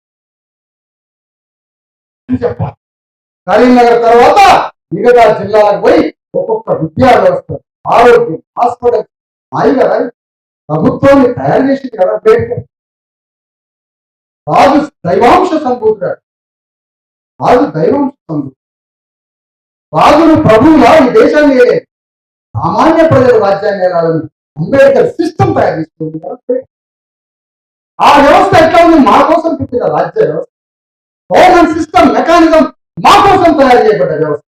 నేను ప్రైవేట్ హాస్పిటల్ పోయి ₹1,00,000 కట్టి ప్రైవేట్ హాస్పిటల్ చూపించుకోవడం అంటే మా ఇంట్లో ఒక పీరియడ్ వస్తుందని హాస్పిటల్ పోయి ఇంకోటి పీరియడ్ తయారు చేసుకోవడం. నేను ఎందుకు హాస్పిటల్లో ₹1,00,000 కట్టాలి? మాకెందుకు ప్రభుత్వ హాస్పిటల్ లేదు? మాకెందుకు ప్రభుత్వ స్కూల్ లేదు? ఆటో డ్రైవర్లతో సహా చిన్న చిన్న కూలినాడు పనిచేసి ప్రైవేట్ స్కూల్లో బిడ్డలు అన్నం పనిచేసి ఏం కారణం? రేవంత్ రెడ్డి ఒక్క ఆరుట్ల స్కూల్ చూపించి తెలంగాణలో ఇన్ని వేల స్కూల్స్ ని కాల్చి పూజ చేయాలనుకున్నా ఊరుకుంటావా?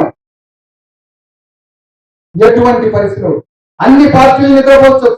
నువ్వు టీఆర్ఎస్ పొందబెట్టే పనులు రేవంత్ రెడ్డి 24 గంటలు ఏం చేస్తాడు? మంత్రాలు చేస్తాడు. నల్ల కోడి నిమ్మకాయలు తెచ్చి టీఆర్ఎస్ ని ఎట్లా పొందబెట్టాలా అని చూస్తారు. రోజు మంత్రాలు చేస్తాడు. నువ్వు బాగానే ఉన్నది, టీఆర్ఎస్ ని ఎట్లా పొందబెట్టాలి, బీజేపీతో ఎట్లా స్నేహం చేయాలని. కానీ మా అమ్మని ఏం చేస్తున్నారు? మా అమ్మని ఏం చేయలేవు. మామూలు కాదు ఈ కథ. ఈ కథ ఇది తెలుసుకోవాలి. రేపు ఎట్లా వస్తుందో ఎట్లా దాడి చేస్తుందో మా కథ చూడాలి. అందుకనే మా పోరాటం బీసీఎస్సీ ఎస్టీ చేసేట ఒక్కరిది కాదు. తెలంగాణ గడ్డ మీద అన్ని పార్టీలలో ఉన్న బీసీఎస్సీ ఎస్టీలు తెలిసిలో తెలియక మీ శరీరాలు అందరూ తగలబెట్టినా మీ ఆత్మల్ని మాయమడి పెట్టుకుంటాం. మీ మీద ఈగ వాళ్ళ కూడా ఊకం.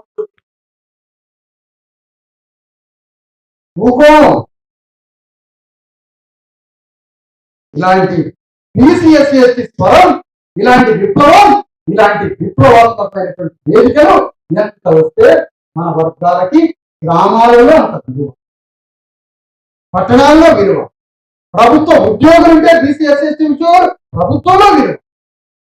ఎక్కడ బీసీఎస్సీ ఎస్టీలు ఉంటే అక్కడ వాల్యూ క్రియేట్ అవుతుంది. ఇలాంటి ఉద్యమం, ఇలాంటి పోరాటాలు మన గమ్యస్థానం చెప్పాను, మన దీపస్తంభం చెప్పాం కదా, మన డెస్టినీ పాయింట్ చెప్పినాం కదా. అంబేద్కర్ చెప్పిన మాస్టర్ కి పొలిటికల్ పవరే మన డెస్టినీ పాయింట్, మన గమ్యస్థానం, మన దానికోసం ఒక రాజ్యాధికారం రావాలంటే ముందుగా ప్రజాస్వామ్యం గురించి, ముందు ప్రాతినిధ్యం గురించి మాట్లాడు. పాలక వర్గాలలోనైనా ఒక శ్రేణి, ఒక మొదటి దశ, ఒక విప్లవం రావాలి. పాలక వర్గాల్లో సంఘర్షణ రావాలి, తప్పడం వేయాలి, తప్పు జరగాలి, అడుగులు కింద పడాలి, ఆత్మరక్షణలో పడాలి, తప్పు చేసిన ఒప్పుకోవాలి. ఓట్ల గడ్డ పాలతో అట్టే పట్టుకుంటారు. దానికోసం జరుగుతున్న మహోత్సవం. అందుకని ఇక్కడికి వచ్చిన ప్రతినిధుల గురించి మాట్లాడుతున్నాను. అయ్యా, మీరు పోయి గ్రామంలో ఆర్గనైజ్, గ్రామంలో బీసీఎస్సీ ఎస్టీలందరినీ తయారు చేయండి. కథానాయకుడు మీరే. ఎందుకు? టీఆర్ఎస్ తీసుకొచ్చినప్పుడు విరమాన కథానాయకుడు, రేవంత్ రెడ్డి ఉద్యమానికి విజ్ఞాన కథానాయకుడు, గాంధీ స్వాతంత్ర ఉద్యమానికి వైశ్యుడు బ్రాహ్మణుడు కథానాయకుడు. బీసీఎస్సీ ఎస్టీ జేఏసీకి, ధర్మ సమాజ పార్టీకి, కలిసి వచ్చిన మిగతా మనలాంటి ఆలోచన పార్టీలకి కథానాయకుడు బీసీఎస్సీ ఎస్టీలే. రేవంత్ రెడ్డి ఉద్యమాన్ని, పార్టీని, బీజేపీ అగ్రవర్ణ పార్టీని టీఆర్ఎస్ వెలమరాజ్యానికి మీరే కథ. భలే మాట్లాడుతున్న సార్ సపోర్ట్ కొడుకున్నాం, ఇంట్లో కూర్చున్నాం. ఏం రాదు, నాయకుడు కాదు. సర్వాన్ని ఓట్లు దిగుతాడు, నాయకుడు ఓట్లే దిగుతాడు. పచ్చివాడు సర్వన కాలుతాడు వాడు, సర్వన.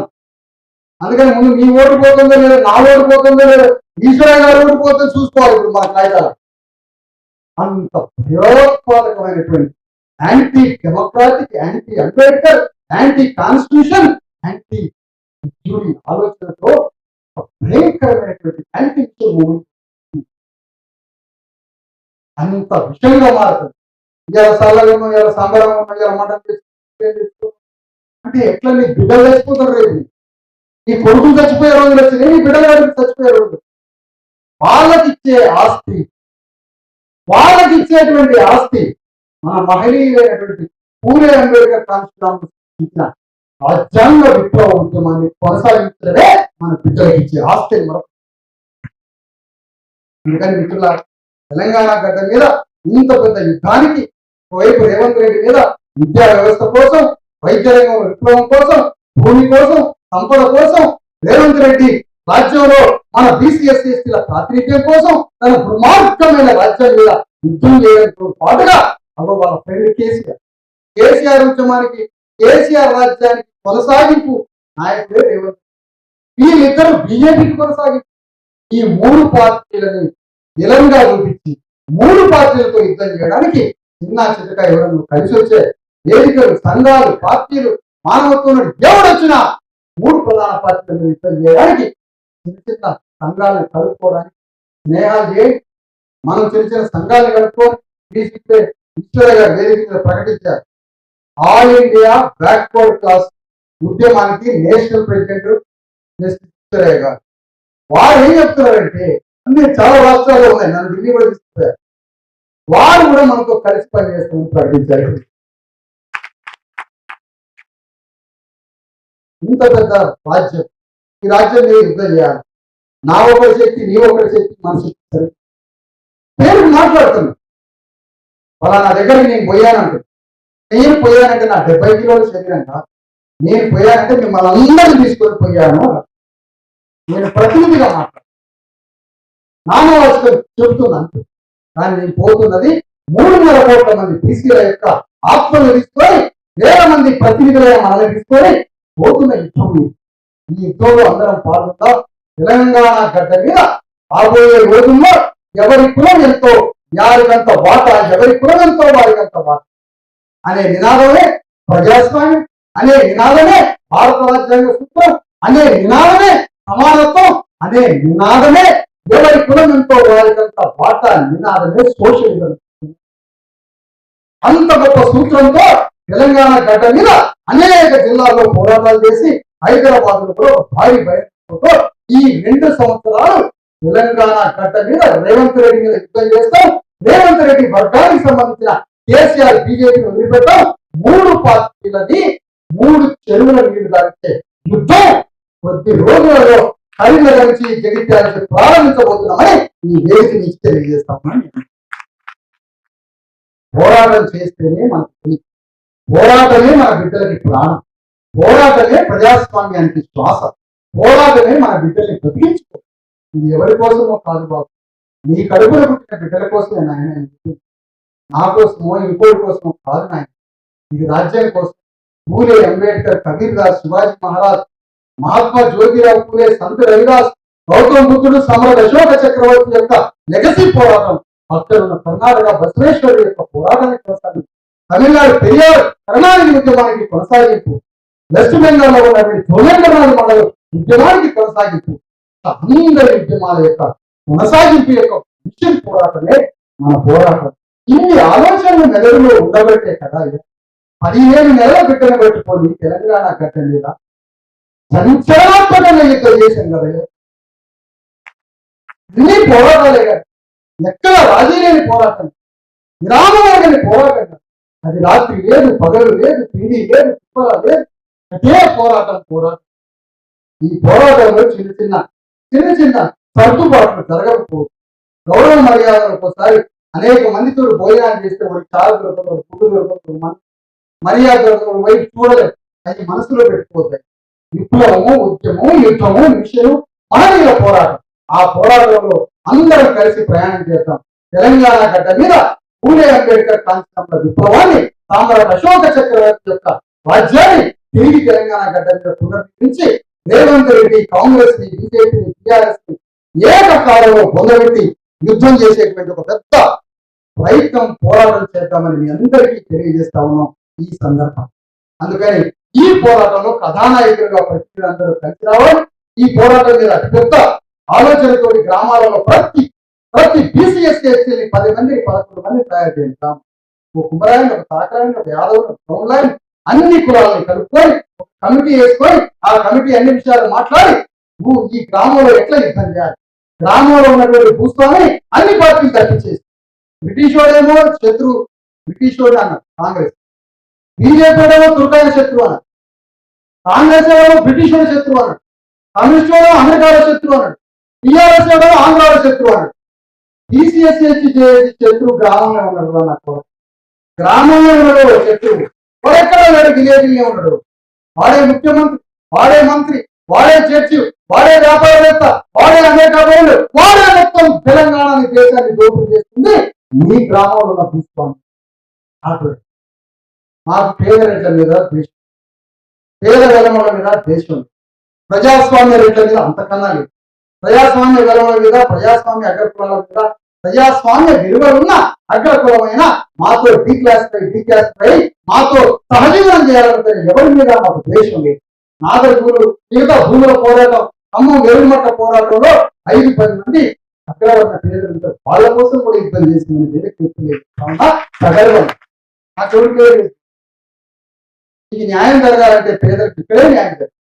అందుకని ఇంత పెద్ద పోరాటంలో మీరందరూ భాగస్వాములై మీ గ్రామాల్లో బీసీఎస్సీ చేసి కమిటీలు వేసుకొని ఆ కమిటీలలో మరింత నాయకత్వంగా తయారు కానీ మీకోసం శిక్షణా తరగతులు కూడా త్వరలో ప్రారంభమైతే జ్ఞానం నేర్చుకొని శిక్షణలో జ్ఞానం తెలివి నేర్చుకొని రాజకీయ చైతన్యం మరింత పెంచుకొని కథానాయకులుగా బయలుదేరి త్యాగం చేయడానికి అవమానాలకి జరిగిందండి.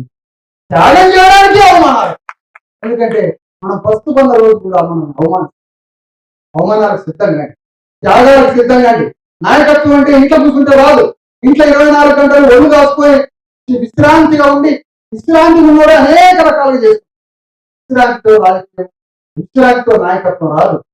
నిశ్చలంగా ఉన్న నిలబడికే నాయకత్వం చాలా కలుగుతుంది. కాబట్టి కమిటీలు వేసుకోండి, నాయకత్వం వహించండి. అగ్రవర్ణాల మీద, అగ్రవర్ణ పార్టీల మీద యుద్ధం చేయడానికి బయలుదేరి తెలంగాణ గడ్డ మీద మహనీయులు కలగన్న బీసీఎస్సీల హక్కుల కోసం, సామాజిక న్యాయం కోసం, సోషల్ జస్టిస్ కోసం, అంతిమంగా రాజ్యాన్ని స్థాపించడానికి మనందరం కలిసి ప్రయాణం చేయాలని మీ అందరికీ పిలుపునిస్తూ సెలవు తీసుకుంటారా. జై భీమ్, జై రాజ్యాంగం, జై భారత రాజ్యాంగం. అందరూ ఒక్కసారి ఒక నినాదం, జై బీసీఎస్సీ తెలంగాణ, జై బీసీఎస్సీ తెలంగాణ.